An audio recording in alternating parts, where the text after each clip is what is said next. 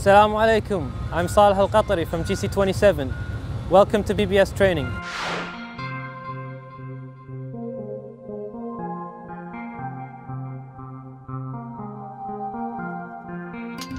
Today's lesson is going to be on H2S, hydrogen sulfide.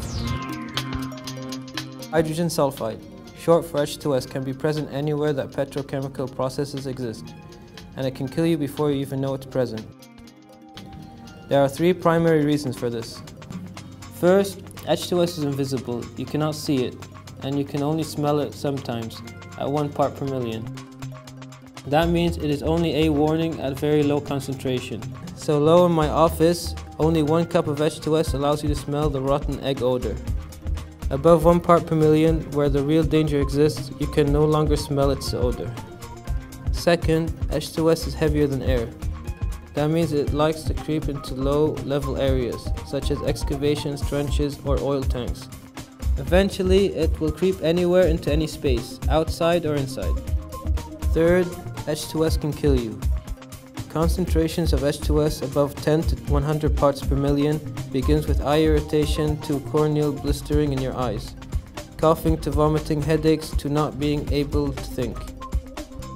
But with H2S concentrations of 500 to 700 parts per million, your body becomes numb.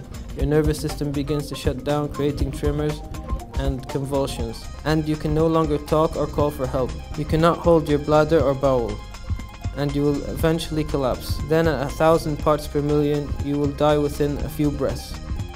Finally, H2S can also ignite at 4.6 to 46% mixture with air and will burn a toxic gas of sulfur dioxide, adding more chance of death. We never know where or when H2S can be present, so the following behavior should be done every day. Behavior 1. All workers outside should wear an H2S detector, or be near a co-worker with a working device. It should sound when above 5 parts per million, where all must evacuate. Behavior 2. Each device must be tested daily to ensure it works properly. Behavior 3. Each and every worker must have a personal escape mask within reach. That means if a worker climbs a scaffold, they cannot leave it on the ground. Remember, the escape mask is for escape only and will only last 5 minutes. Only enough time to escape.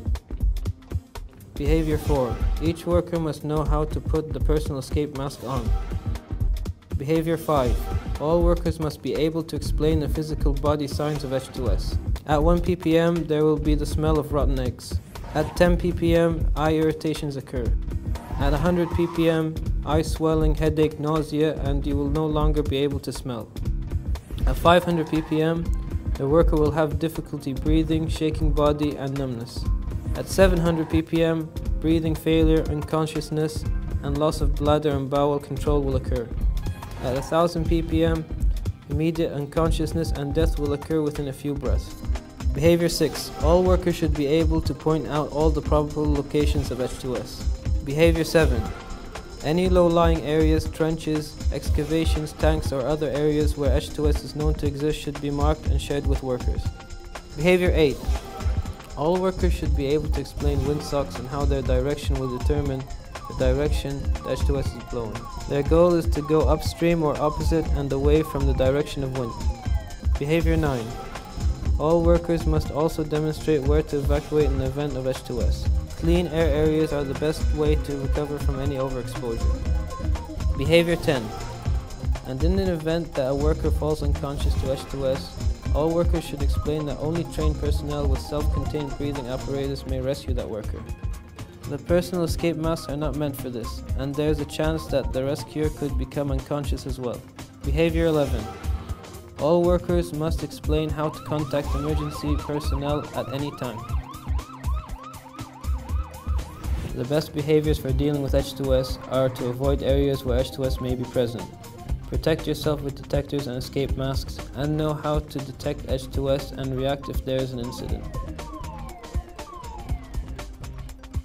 Watch the following examples and determine if there is a safe for protection against H2S or a concern for no protection against H2S.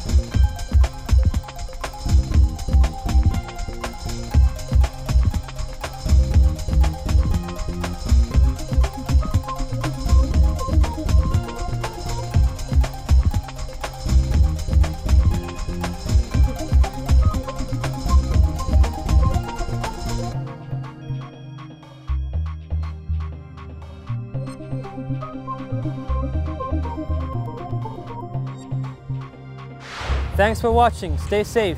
يعطيكم العافية.